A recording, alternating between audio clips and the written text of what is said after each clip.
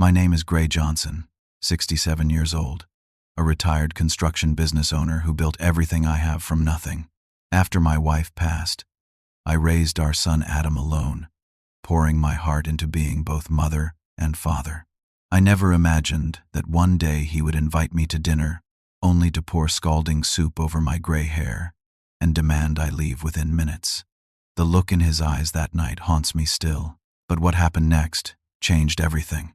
Let me know where you're watching from, and hit subscribe to see how a father turned the tables when his own son tried to throw him away. I grew up in a small town in Ohio, the son of a factory worker and a seamstress. Money was always tight, but my parents instilled in me the values of hard work, honesty, and perseverance. After high school, I worked various construction jobs, learning every aspect of the trade. By 25, I had saved enough to start my own small contracting business. Those early years were lean, with me often working 16-hour days, 7 days a week. I met Catherine at a community dance in 1982. She was studying to be a nurse, with bright blue eyes that crinkled when she laughed. We fell in love quickly, married within a year, and soon began trying to start a family. But fate had other plans. For 7 years, we rode the emotional roller coaster of infertility treatments. Just when we were considering adoption, Catherine became pregnant. The day Adam was born was the happiest of our lives. Catherine was an amazing mother, and I threw myself into being the best father I could be. I would come home dusty from construction sites and immediately get down on the floor to play with Adam. As my business grew, I made sure that success never came at the expense of family time. Adam had my dark hair and his mother's quick smile, and he was the center of our universe. When Adam was 12, our world shattered. Catherine was diagnosed with aggressive breast cancer. She fought bravely for 11 months, but eventually, the disease took her from us. I still remember holding her hand as she made me promise to take care of our son and to make sure he knew how much she loved him. After Catherine died, it was just Adam and me. Those first few months were nearly impossible. I was drowning in grief while trying to keep my business afloat and raise a grieving 12-year-old boy. Many nights, I would sit in the kitchen after Adam went to bed, looking at pictures of Catherine and wondering how I could possibly do this without her. But somehow, we survived. I scheduled all my business meetings around Adam's school events. I learned to cook his favorite meals, helped with homework, and sat through uncomfortable father-son talks that Catherine would have handled much better. When Adam had nightmares about losing his mother, I would sit by his bed until he fell back asleep, sometimes all night. As Adam moved into his teenage years, we developed a rhythm. Sunday mornings were for pancakes and planning the week ahead. Thursdays were for pizza and watching whatever sports were in season. When he got his driving license, I bought him a sensible used car and taught him how to change the oil and rotate the tires. When he had his heart broken by his first girlfriend, I awkwardly but sincerely tried to comfort him. Adam was bright, hardworking, and determined. He graduated high school with honors and was accepted to several prestigious universities. I was bursting with pride at his graduation ceremony, knowing Catherine would have been too. I had grown my construction company substantially by then, enough that I could comfortably pay for his education without him needing student loans. In college, Adam studied business management. I supported his choice, secretly hoping he might one day join me in running Johnson Construction, though I never pressured him. During those years, our relationship remained strong. He would call regularly, come home for holidays, and spend summers interning at my company, learning the business from the ground up. The change began subtly after his graduation. Adam took a job with a consulting firm in the city rather than coming to work for me immediately. I understood his desire to forge his own path and gain outside experience. We still talked weekly, and he would ask for advice about his career and life decisions. 2 years later, he met Jessica at a corporate event. She was beautiful, ambitious, and from a wealthy family. From our first meeting, something about her struck me as calculating, but I kept my concerns to myself. Adam was clearly smitten. They dated for just 6 months before getting engaged. The wedding was lavish, far more extravagant than anything Catherine and I would have approved of. Jessica's parents paid for most of it, though I insisted on contributing a significant amount.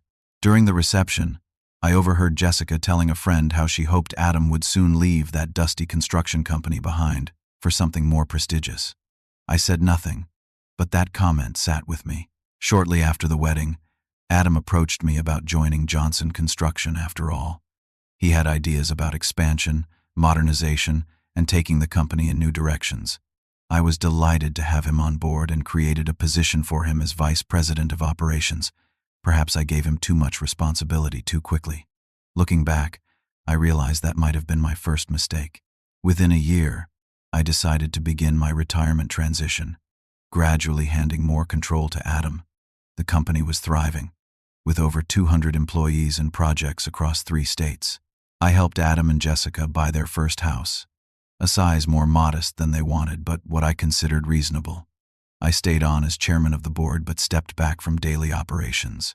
The warning signs began appearing almost immediately.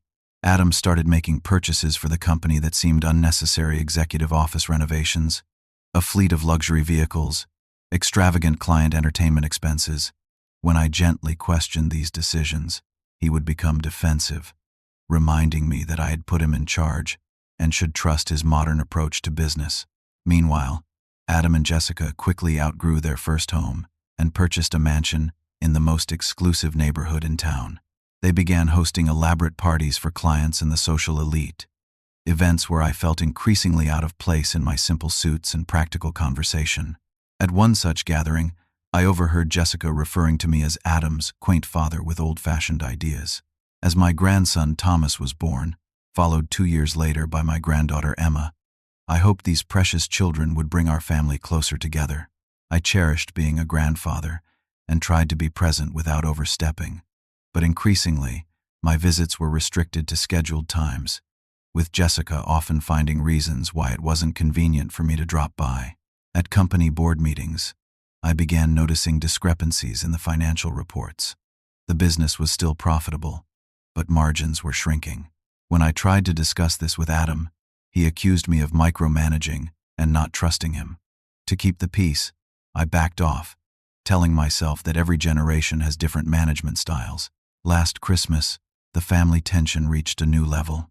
I had purchased thoughtful gifts for everyone, including a handcrafted dollhouse for Emma that took me months to build. When they opened my presents, Adam and Jessica exchanged looks that clearly communicated their disappointment. Later, I discovered the dollhouse in their garage, replaced by a store-bought electronic version. In January, I received calls from 2 longtime clients expressing concern about project delays and quality issues. When I brought this to Adam's attention, he exploded, accusing me of undermining him with clients behind his back. The truth was, they had called me directly because they couldn't reach him. By spring, Adam had stopped taking my calls altogether. My attempts to see my grandchildren were met with increasingly thin excuses. At one board meeting, he publicly dismissed a suggestion I made, telling the room that maybe it was time for me to enjoy my retirement and leave the business to those with fresh ideas. I was confused and deeply hurt. The son I had raised alone, the boy who once looked at me with such admiration, now seemed to view me as an obstacle. I spent many sleepless nights wondering where I had gone wrong, how the bond between us had deteriorated so dramatically. Despite everything, I still loved him fiercely and wanted to repair our relationship before it was too late. The invitation came on a Tuesday morning in early June. I was in my home workshop, crafting a wooden train set for Thomas, when my phone buzzed with a text message from Adam. "Dad, Jessica and I would like you to come for dinner this Friday, 6 p.m. It would mean a lot to us." My heart leapt with hope. Perhaps Adam had been reflecting on our strained relationship too. Maybe this dinner was an olive branch, a chance to clear the air and find our way back to each other. I immediately replied that I would be there, adding how much I was looking forward to seeing everyone. For the next 3 days, I prepared for this dinner as if it were the most important meeting of my life. I had my best suit dry cleaned, got a haircut, and even bought a new tie. I spent an afternoon selecting gifts for my grandchildren: a baseball glove for 6-year-old Thomas, who had recently started t-ball, and a collection of art supplies for 4-year-old Emma, who loved to draw. I also gathered a few old family photos to share with Adam, including some beautiful shots of Catherine that he might not have seen. Perhaps reminiscing about his mother would remind him of our family bonds and the values she had cherished. On Friday evening, I arrived at Adam and Jessica's mansion precisely at 6. Their home was an imposing 6,000-square-foot Georgian-style house with manicured grounds and a circular driveway. I had helped with the down payment, though they had chosen a property far more expensive than I had advised. Standing at their imposing front door, with gifts in hand, I felt a flutter of nervousness, like a guest rather than family. Jessica answered the door in an elegant black dress, her smile not quite reaching her eyes. "Gray, so glad you could make it," she said with practiced politeness, air kissing near my cheek. She led me into their cavernous foyer, with its marble floors and crystal chandelier. Adam appeared from his home office, dressed in an expensive suit despite this being a family dinner at home. "Dad," he greeted me, shaking my hand formally. I resisted the urge to pull him into a hug, sensing it wouldn't be welcome. The grandchildren came running down the grand staircase, their faces lighting up when they saw me. "Grandpa!" they shouted in unison, and for a moment, everything felt right in the world. I knelt down to their level, receiving their enthusiastic hugs and presenting their gifts, which they opened with delight. Adam checked his phone repeatedly as the children showed me their toys and recent artwork. His distraction was obvious, and several times I caught him and Jessica exchanging glances that seemed loaded with unspoken communication. The house was, as I remembered it, ostentatious and impersonal, like a showroom rather than a home. The furniture was all sharp angles and uncomfortable elegance, nothing like the warm, lived-in feeling of the house where Adam had grown up. Family photos were scarce, replaced by abstract art that Jessica had once explained was selected by her interior designer. Adam offered me a drink, pouring himself a generous glass of scotch. We engaged in stilted small talk about the weather and local sports teams. Every attempt I made to steer the conversation toward meaningful topics was deftly redirected. When I asked about recent developments at the company, Adam vaguely mentioned that changes were coming but quickly changed the subject. While Jessica was checking on dinner, I needed to use the restroom and took a wrong turn down the hallway. I accidentally passed Adam's home office, where the door was partially open. Inside, I glimpsed stacks of documents on his desk, including what appeared to be company letterhead with the words "reorganization plan" visible from where I stood. Beside these papers was a legal document that caught my eye because my name was printed at the top. Before I could see more, I heard Adam's footsteps and quickly continued to the bathroom. When I returned, Jessica announced that dinner was ready, but asked the children to go upstairs to the playroom. Thomas protested. "Mom, I want to eat with Grandpa." Jessica firmly replied, "Not tonight, sweetheart. The adults need to talk." A nanny appeared to escort them upstairs, Emma looking back at me with confusion. The dining room featured a massive table that could seat 16, making our party of 3 seem small and isolated. Crystal glasses, fine china, and sterling silver adorned the table, a far cry from the casual family dinners I had shared with Adam throughout his childhood. The conversation during the first course, a chilled soup, was painfully forced. Jessica talked at length about their country club membership and an upcoming charity gala she was helping to organize. Adam seemed increasingly agitated, checking his watch and phone repeatedly. Between the soup and main course, he excused himself for what he claimed was an important call. I could hear him speaking in hushed but intense tones from the hallway. When he returned, there was a new tension in his demeanor, a barely contained energy that put me on edge. As Jessica served the main course, an elaborate roast I hadn't seen Adam eat since he was a child, he began making subtle but pointed comments. "Business has changed since your day, Dad. Sometimes the old guard doesn't realize when it's time to step aside completely. I tried to keep things light. Well, even us old dogs can learn new tricks," I replied with a forced chuckle.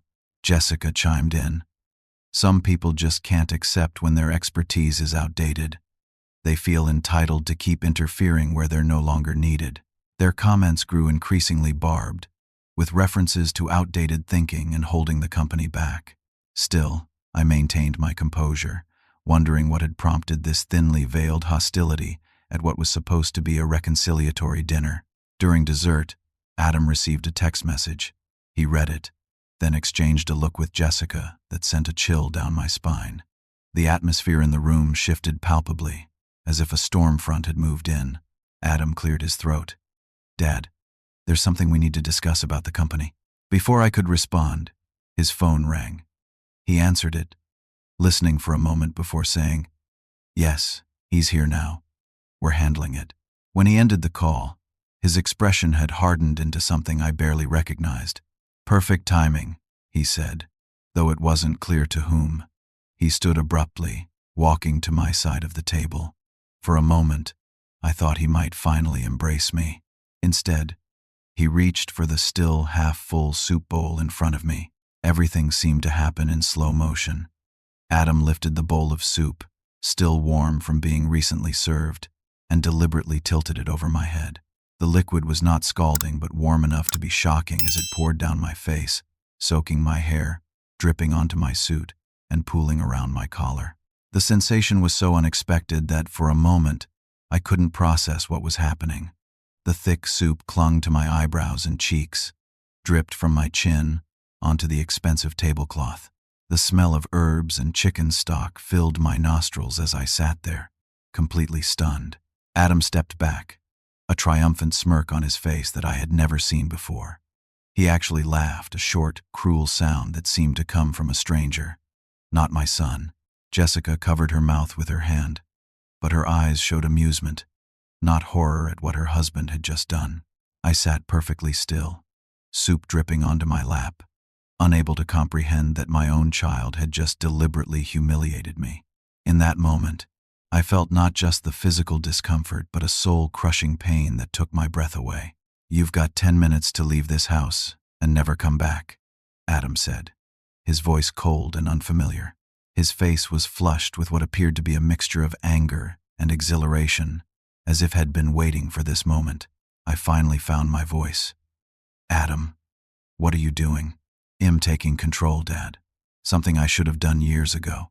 He began pacing around the table like a prosecutor addressing a jury. "You think I don't know what you've been up to? Undermining me at every turn? Going behind my back to the board members?" I shook my head, soup dripping from my chin. "What are you talking about?" "Don't play dumb," he shouted, slamming his hand on the table. "We know you've been meeting with Walker and Friedman from the board, trying to convince them I'm running the company into the ground, trying to stage some kind of coup to take back control." This accusation was so wildly off base that I was momentarily speechless. Yes, I had met with those board members, but for entirely different reasons. Adam wasn't finished. "You just can't stand that I'm doing things my way, can you? That the company is finally moving into the 21st century instead of operating like it's still 1980. He leaned in close, his face contorted with rage. "Did you think I wouldn't find out that you've been bad-mouthing me to our biggest clients?" Jessica joined in, her voice dripping with contempt. "And let's not forget how you criticize our parenting to Tom's teacher. She told me how concerned you seemed about our busy schedules and how the children need more stability." She made air quotes around the word stability. My mind was reeling, trying to make sense of these accusations. Id had one brief, friendly conversation with Tom's teacher when I picked him up from school during a week when both Adam and Jessica were traveling for business. "And now you're trying to turn the board against me," Adam continued, his voice rising. "Well, it's too late, Dad. I had the locks changed at your office this morning. Your key card has been deactivated. The security team has been instructed not to let you in the building." I finally found my voice. "Son, this is a terrible misunderstanding. Yes, I've met with board members, but only because—" "Save it," Adam interrupted. "We have copies of your emails. We know everything." "Emails?" I was genuinely confused. I rarely used email, preferring phone calls or in-person meetings. From my peripheral vision, I noticed movement on the grand staircase. Thomas and Emma were peering through the banister rails, their small faces frozen in expressions of fear and confusion as they watched their father shouting at their soup-covered grandfather. Adam noticed my glance and saw the children. "Jessica, take them upstairs," he ordered. Jessica hurried to usher the children away, though they resisted, Thomas calling out, "Grandpa," in a trembling voice that broke my heart. Once they were gone, Adam turned back to me.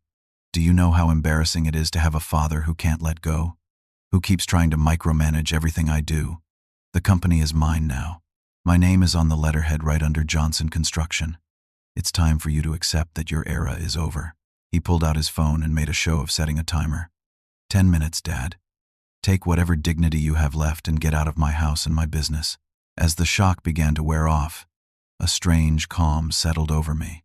Through the soup and humiliation, I saw my son clearly, perhaps for the first time in years. The entitled, angry man before me was not the child I had raised with Catherine. Somewhere along the way, I had failed him, or perhaps failed to see who he was becoming. I slowly reached for a napkin and began wiping soup from my face. The room was silent except for the ticking of an antique grandfather clock, a wedding gift from me that stood in the corner.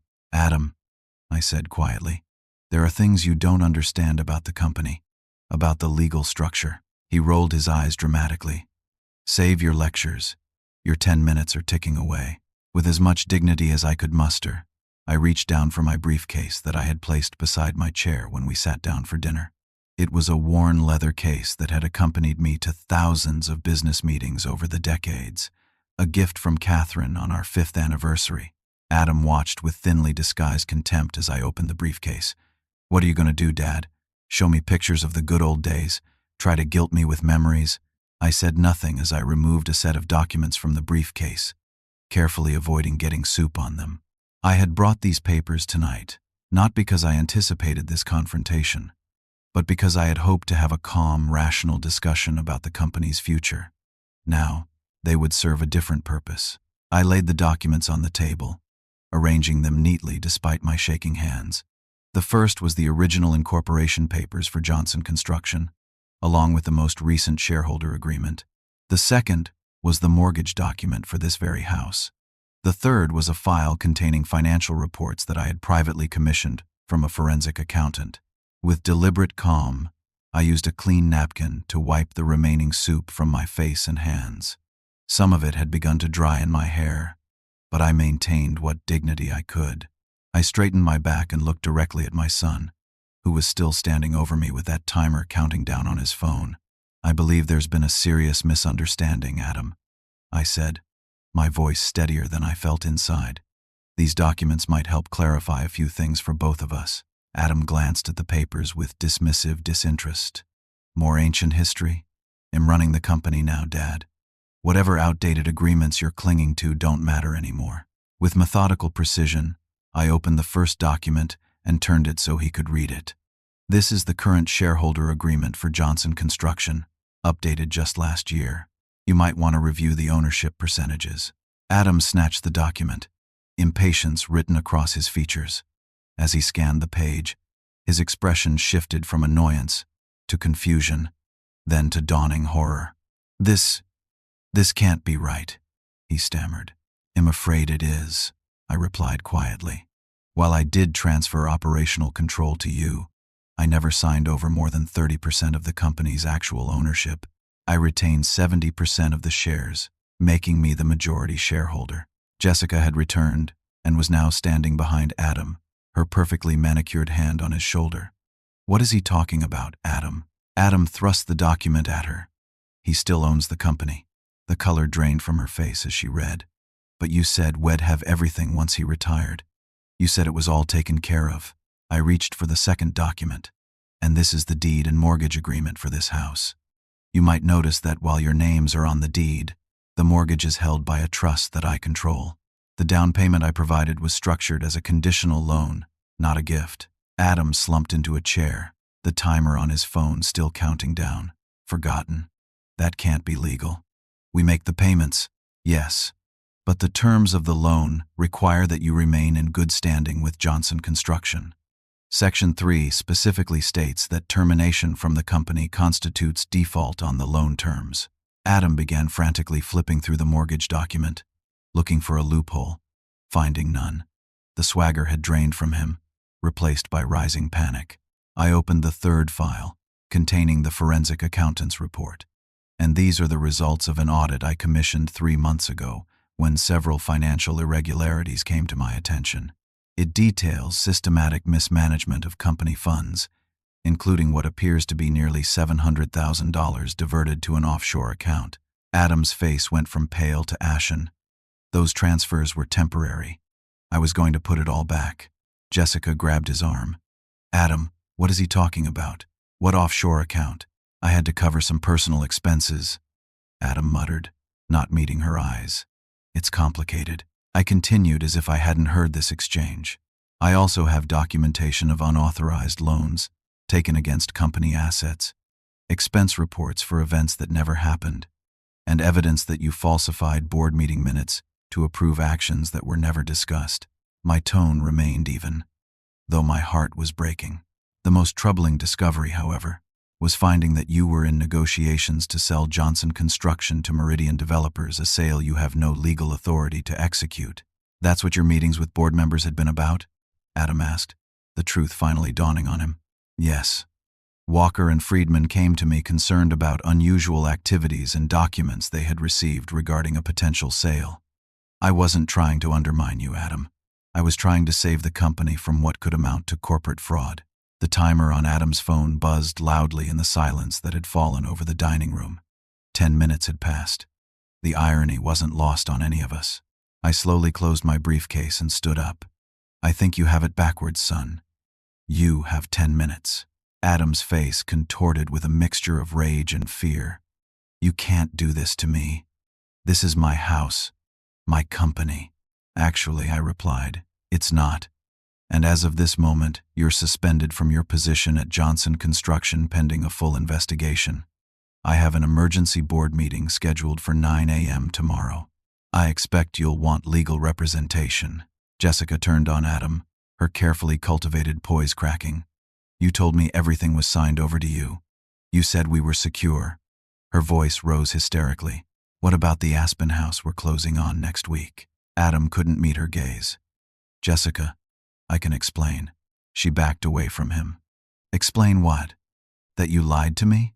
That you've been stealing from the company? That we're about to lose everything? I had suspected things were bad, but the extent of Adam's deception was becoming clearer by the minute. The painful truth was that my son had not only betrayed me, but had constructed an elaborate house of cards that was now collapsing around him. For weeks, I'd known something was seriously wrong at the company.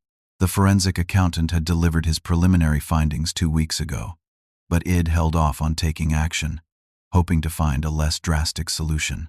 I'd come tonight with these documents as a last resort, planning to have a private, honest conversation with my son about getting the company back on track while allowing him to save face. Instead, had chosen public humiliation and ultimatums. The soup drying in my hair was evidence of how completely Head miscalculated the situation. I've known about your plans for some time, Adam, I said quietly. I've been aware that you and Jessica have been systematically excluding me from family events. I know you've told the grandchildren I'm too busy to attend their school performances when I was never even informed about them. I received the photos your sister sent me of Thomas' baseball game last month, the one I was told had been canceled. Adam had the decency to look ashamed, if only momentarily. What hurts most isn't the business betrayal, though that's significant. It's that you plotted against your own father, the man who raised you alone after your mother died, the man who has supported every dream and ambition you've ever had. Tears threatened, but I held them back. Catherine would be so disappointed in the man you've become. At the mention of his mother, Adam flinched as if I'd struck him. You don't get to bring Mom into this, he said, but his voice had lost its earlier conviction. I picked up my soup-stained briefcase. The truth is, I came here tonight hoping to salvage our relationship. These documents were meant to be part of an honest conversation about the company's future and our family. Instead, I got soup poured over my head and 10 minutes to leave. Jessica was now openly crying, her perfect makeup streaking down her face. This can't be happening. We can't lose everything. That's entirely up to Adam now, I replied, looking directly at my son. Adam jumped to his feet, desperation replacing his earlier arrogance. Dad, wait. This is all a huge misunderstanding. His voice had taken on a pleading quality that contrasted sharply with his previous tone. Those emails you're talking about, I never sent any emails undermining you. I waited silently as he continued his frantic backpedaling. And that offshore account, it's just a temporary holding place for some client deposits. Everything can be explained. He ran his hand through his hair, a gesture so reminiscent of his teenage years that it sent a pang through my heart. Jessica, tell him this is all just a misunderstanding. Jessica had moved to the far side of the dining room, arms crossed defensively. Don't drag me into your mess, Adam. You told me everything was under control. You promised me we were secure.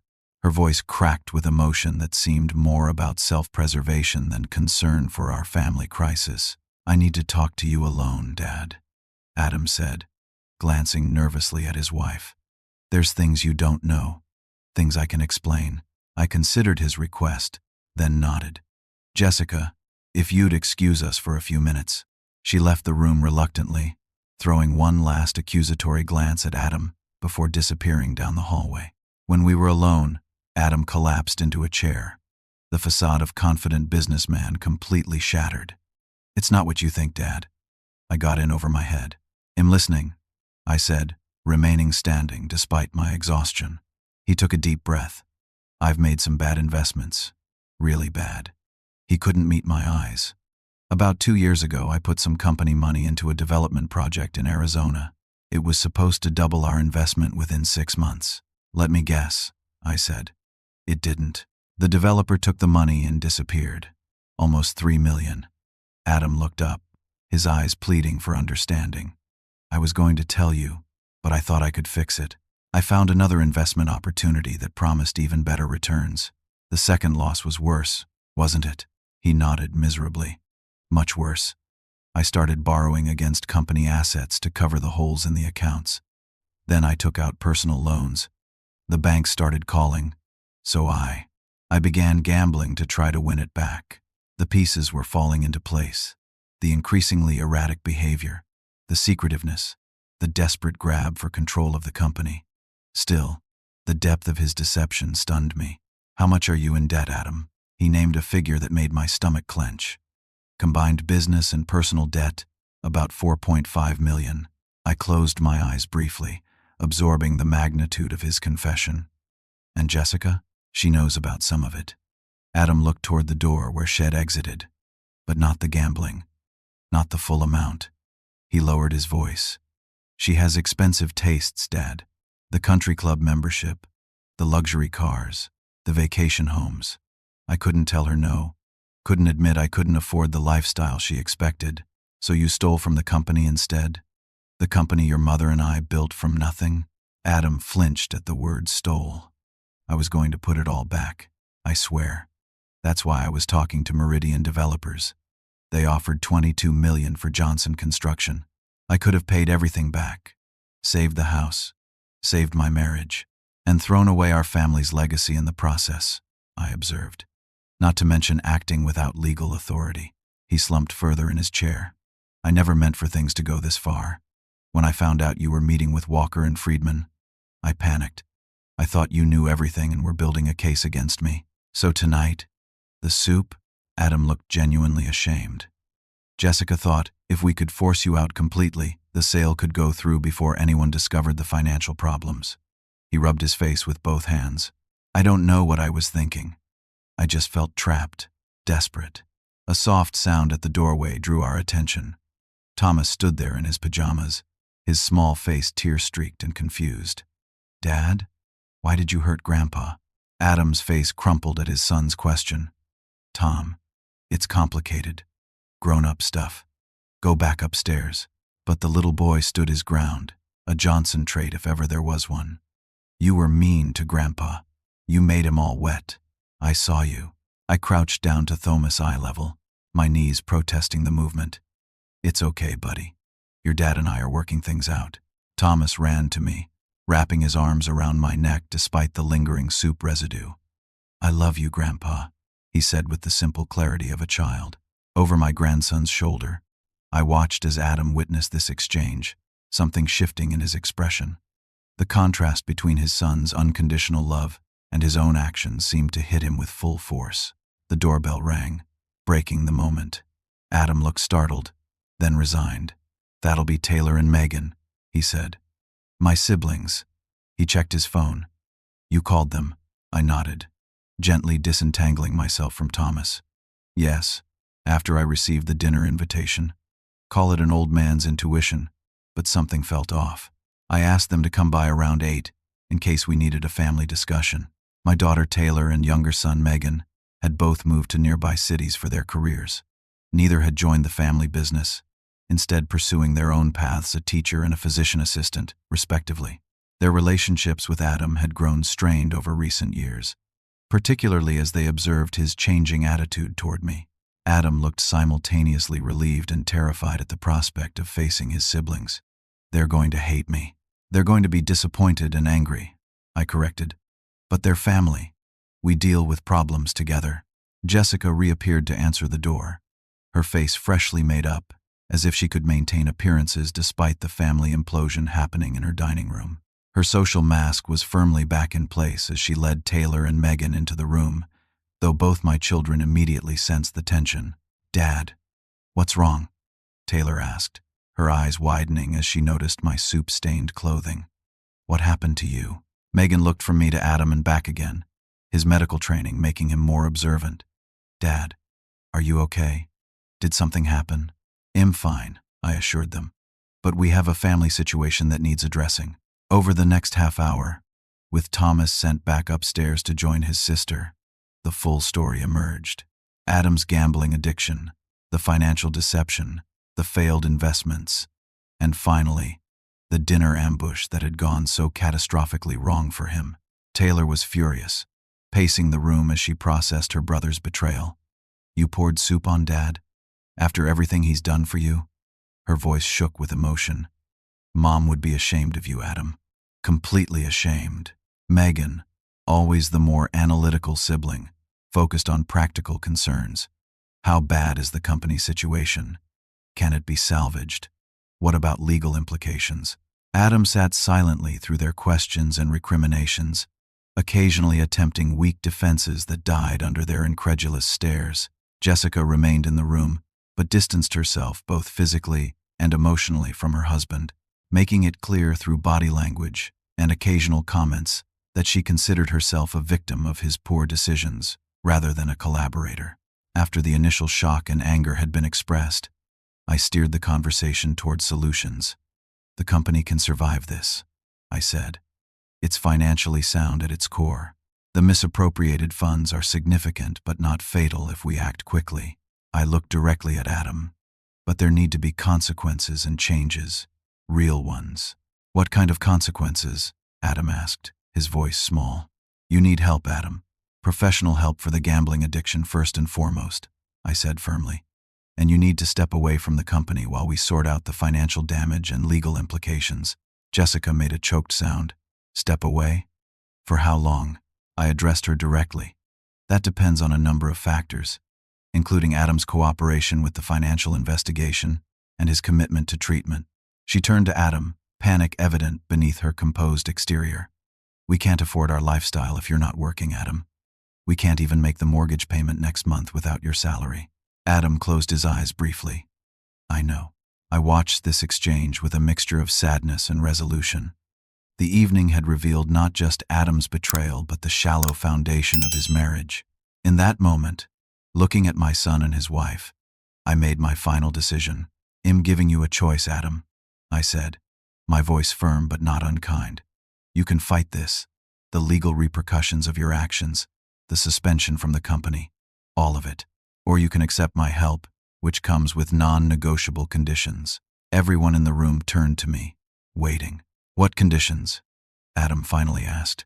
"Complete financial transparency, addiction treatment, a structured repayment plan for the misappropriated funds, living within actual means, not fabricated ones, and rebuilding trust with this family one day at a time, starting with the truth not just when you're caught, but always."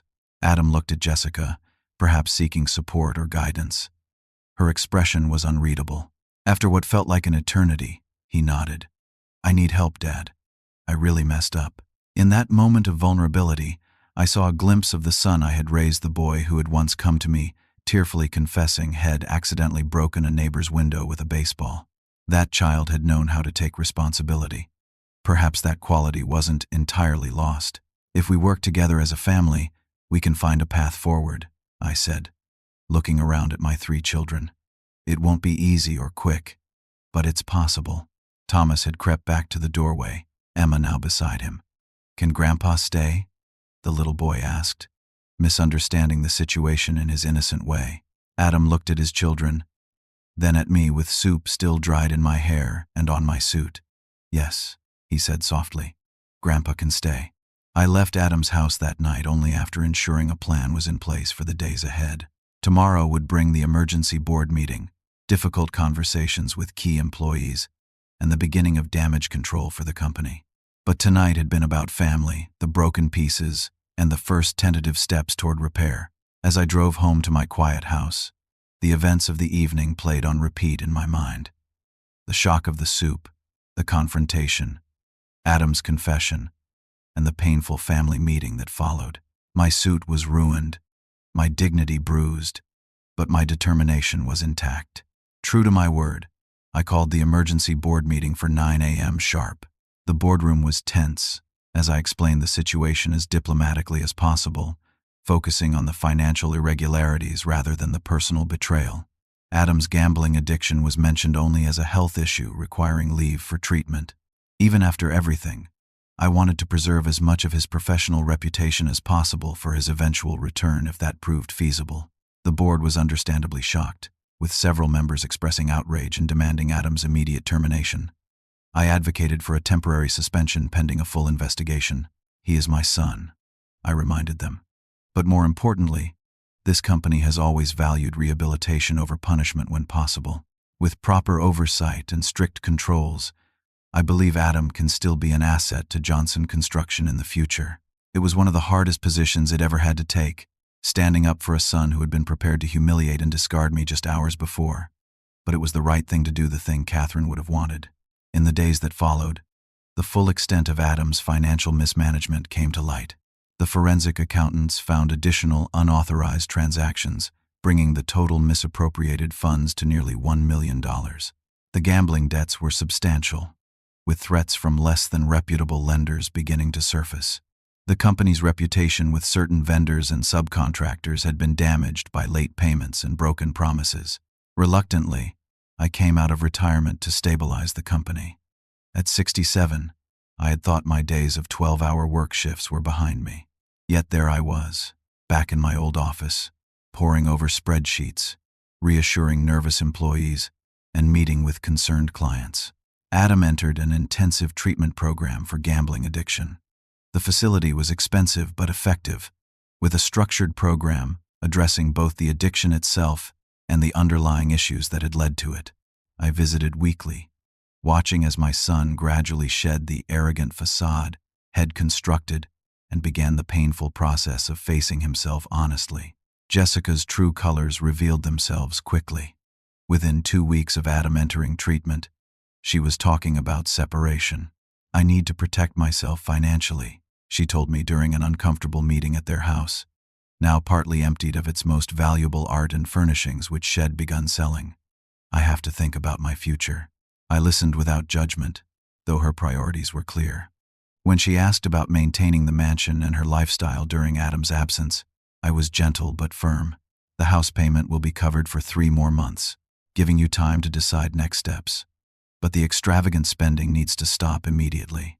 All credit cards connected to company accounts have been canceled." She didn't take this news well. "This isn't fair. I didn't gamble away millions." "No," I agreed. "But you participated in creating an unsustainable lifestyle that contributed to the pressure Adam felt to maintain appearances at any cost." Jessica moved out before Adam completed his 60-day treatment program, taking the children to her parents' lavish home in another state. She filed for legal separation, laying groundwork for divorce. When Adam learned this during a family therapy session at the treatment facility, he broke down completely. I didn't know what to do for him in that moment, except be present. The therapist helped him see that while losing his marriage was painful, it might actually support his recovery to be free of the pressure to maintain impossible appearances. Meanwhile, I faced my own sleepless nights, questioning every parenting decision I'd ever made. Where had I gone wrong? Had I given Adam too much too easily? Had I failed to teach him the value of honest work, the way my own father had taught me? Had I been too focused on the company and not enough on character? Catherine would have known how to handle this better. She had always been the moral compass of our family, the one who could balance love with firm boundaries. I missed her wisdom more acutely than I had in years. The grandchildren were my greatest concern. Jessica had initially restricted my access to Thomas and Emma, blaming me for the family's financial downfall. It took legal intervention from my attorney to establish visitation rights as their grandfather. The first time I saw them after everything happened, Thomas asked in his innocent way, "Is Daddy still mad at you, Grandpa?" "No, buddy," I assured him. "Daddy and I are working things out. Sometimes grown-ups have big problems just like kids have smaller ones. But we still love each other, no matter what." Emma, perceptive beyond her years, studied me carefully. "Will we still be rich now that Daddy doesn't live with us anymore?" The question broke my heart with its implications about what she'd been hearing from Jessica. "We have everything we need, sweetheart. And most importantly, we have each other. That's what makes us truly wealthy." By month 3, the company had stabilized. Id brought in a trusted former colleague as interim COO, implemented stringent financial controls, and personally met with our top 20 clients to restore confidence. Johnson Construction would survive, though it would take time to fully recover. Adam's time in treatment was coming to an end, raising the question of what would come next. In a private meeting with his treatment team, I discussed options for his reintegration. "Mr. Johnson," the lead therapist said, "Adam has made remarkable progress, but returning to his executive position immediately would create enormous pressure and temptation. He needs a structured environment with clear accountability and reduced stress. What would you recommend?" I asked. "A complete career change would be ideal," the therapist replied. "But if he wishes to remain with the family business, he should return in a reduced capacity, with no financial authority." I considered this advice carefully. Adam had worked in nearly every position in the company during summers growing up. Perhaps returning to those roots would be healing rather than humiliating. When Adam was released from treatment, he moved into my house temporarily. His mansion had been sold as part of the financial restructuring plan, with the proceeds going to repay company debts. Jessica was proceeding with the divorce, seeking custody of the children with limited visitation for Adam. On his first morning back, we sat at my kitchen table, the same one where Wed shared countless meals throughout his childhood. Id prepared his favorite breakfast, blueberry pancakes, just as I had on his first day of school, before his driving test, the morning of his wedding. "So what's the plan, Dad?" he asked, looking more like himself than he had in years. The expensive haircut and designer clothes replaced by a simple t-shirt, and the quiet humility of someone rebuilding from scratch. I laid out my proposal. "You start back at the company next week," I told him, "as a project coordinator on the Wilson development, under Tom Martinez." Martinez had been with the company for 20 years and had once trained Adam during a college internship. He was fair but exacting, with zero tolerance for shortcuts. Adam nodded slowly. "So I'm starting at the bottom." "Not quite the bottom," I corrected, "but not at the top either. You'll earn trust back one day at a time, one project at a time." "And the board approved this?" "Conditionally," I said. "Regular drug testing, financial monitoring, and performance reviews. If all goes well for 6 months, we can discuss advancement." He absorbed this, then asked the question I could see had been weighing on him. "And us, Dad? Can we fix what I broke?" I looked at my son, the baby Id held in my arms, the boy Id taught to ride a bike, the teenager Id comforted through heartbreaks, and now the flawed, humbled man before me. "We've already started," I told him. "The moment you decided to accept help instead of denying you needed it." 6 months passed in a blur of hard work, difficult conversations, and small steps forward. The seasons changed from summer to fall to early winter, and with them, our family began a slow transformation as well. Adam threw himself into his project coordinator position with a dedication that surprised even me. He arrived early, stayed late, and accepted both criticism and guidance with humility. Tom Martinez, initially skeptical, reported that Adam was doing exceptional work, particularly in mentoring younger team members, something he'd never shown interest in before. The physical changes in my son were striking. The designer suits and expensive haircuts were replaced by work boots and practical clothing. The constant checking of his phone for stock alerts and gambling odds was gone. Most notably, the strain that had been etched into his face for years had softened. He looked younger, more like the son I remembered. After 3 months, I implemented a formal succession plan for Johnson Construction, developed with the board and our corporate attorneys. It established clear criteria for advancement, profit sharing, and eventually leadership transition. But unlike my previous retirement plan, this one included robust checks and balances, external board members, and mandatory financial transparency. When I presented the plan to Adam, I made it clear. This is a roadmap, not a guarantee. Each step must be earned through consistent performance and rebuilding trust. He studied the document carefully. This is more than fair, Dad. More than I deserve after what I did. It's not about what you deserve, I replied. It's about what will make this company strong for the next generation, including your children. The divorce between Adam and Jessica was finalized in October. She received a settlement that was generous but not extravagant, having been limited by the prenuptial agreement Adam had signed at my insistence years earlier. She immediately relocated permanently to her parents' state, taking Thomas and Emma with her. This was perhaps the most painful consequence for Adam, being reduced to weekend visits with his children once a month. I accompanied him on several of these visits, partly to support him, and partly because I missed my grandchildren terribly. We would make these trips together, driving 5 hours each way, using the time to talk in a way we hadn't since he was young. During one such drive, Adam broached the subject we'd both been dancing around. Dad, I need to know something, and I want you to be completely honest, he said, eyes on the highway ahead. Did you know what would happen that night at dinner? Did you bring those documents because you suspected he'd try something like that? I considered my answer carefully. I knew something was wrong, I admitted. The dinner invitation after weeks of silence seemed suspicious. And yes, I brought the documents as protection, just in case. But Adam, he added, turning briefly to meet his eyes, I never imagined you'd pour soup over my head. A ghost of a smile crossed his face. Not my finest moment. No, I agreed. Definitely not Heinz Award material. The shared joke, small as it was, felt like a tender shoot pushing through hard soil, a sign of something new growing between us. During these months, I began establishing new boundaries with Adam, making it clear that while I loved him unconditionally, my respect and trust had to be rebuilt. I no longer automatically paid for things or solved problems for him. When he faced challenges, I offered guidance but expected him to find solutions. It was, perhaps, the kind of parenting I should have done years earlier. At first, these new boundaries created tension. During a particularly difficult week when Adam was struggling with both work pressures and limited access to his children, he snapped at me over dinner. You're enjoying this, aren't you? Seeing me struggle after I had everything.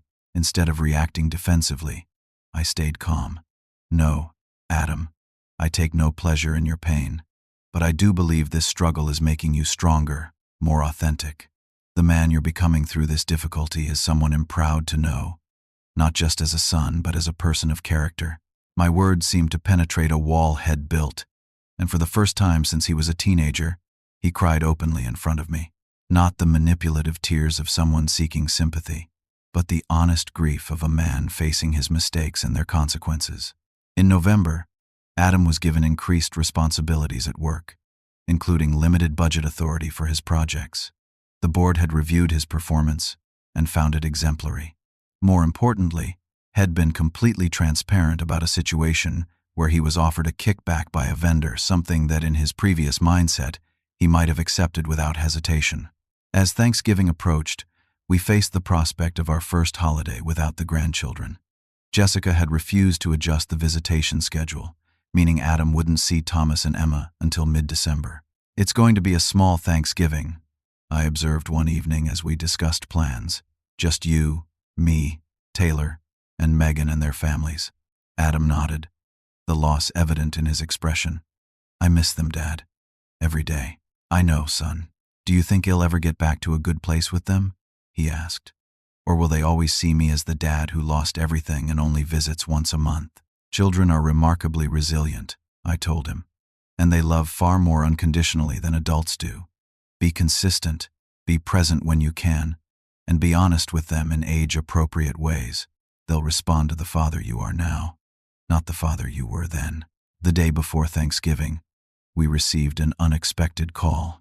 Jessica's father had suffered a minor heart attack, throwing their holiday plans into disarray. After some discussion, and to my surprise, Jessica agreed to let Thomas and Emma spend Thanksgiving with us while she remained with her parents. When the children arrived, brought by Jessica's sister, the reunion was emotional.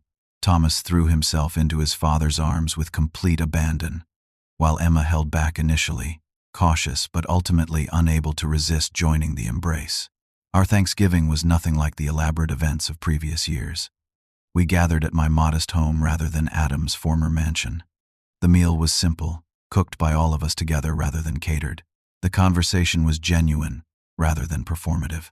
As I looked around my table at my 3 children and my grandchildren, I felt a profound sense of gratitude despite all we'd been through. Perhaps even because of it. The painful events had stripped away pretense and forced us to see each other as we truly were flawed, human, capable of both terrible mistakes and remarkable growth. After dinner, as the others played board games in the living room, Adam joined me in the kitchen where I was washing dishes. "Need some help?" he asked, picking up a towel. "Always," I replied. We worked in companionable silence for a while before he spoke again. "I understand now, Dad," he said quietly. "What you and Mom tried to teach me all those years about what really matters." He gestured toward the living room, where laughter could be heard. "It's not the house, or the car, or the corner office. It's this: family, trust, being able to look yourself in the mirror." I nodded, my throat tight with emotion. "Your mother would be proud of the man you're becoming, Adam. Not despite your mistakes, but because of how you're facing them." Later that night, after the children were asleep and the house was quiet, I sat alone in my study looking at a photograph of Catherine. How I wished she could have seen this day, the painful journey our son had taken, but also his return to the values we'd tried to instill. The past months had taught me difficult lessons about my own failings as a father. I had confused providing materially with preparing emotionally. Id enabled behaviors I should have challenged. Id wanted so badly to give Adam everything that Id failed to ensure he understood the difference between earning and entitlement. But Id also learned about resilience, the ability of family bonds to bend without breaking, to be tested by fire, and emerge stronger. Id learned that love without accountability isn't really love at all, but rather a pale imitation that ultimately serves no one. Most importantly, Id learned that it's never too late to change course. At 67, I'd been forced to rethink my understanding of fatherhood, leadership, and legacy. The company I built was important, but not as important as the character of the people who would carry it forward. 1 year after the infamous soup incident, we gathered again for a family dinner. This time, it was in Adam's new home, a modest 3-bedroom house he was purchasing on his own, sized to accommodate the children during their now more frequent visits. As I watched him confidently but humbly host us, I felt a sense of peace I'd been missing for years. The road ahead would still have challenges. The rebuilding of trust is never a straight line, but the foundation was solid now, rooted in authenticity rather than appearance. That night, Adam raised his glass in a toast. To second chances, he said simply, and to a father who never gave up, even when his son dumped soup on his head. The laughter that followed was healing a family, finding its way back to each other through honesty, accountability, and unconditional but clear-eyed love. What was the most difficult challenge you faced with family, and how did you handle it? Has someone you loved ever deeply disappointed you, and did you find a way forward? Please share your experiences in the comments below. And if this story touched you, hit that subscribe button and share it with someone who might need to hear that even broken relationships can heal with time, truth, and courage. Thank you for listening to my story today, and remember that the strongest bonds are often those that have been tested and proven resilient.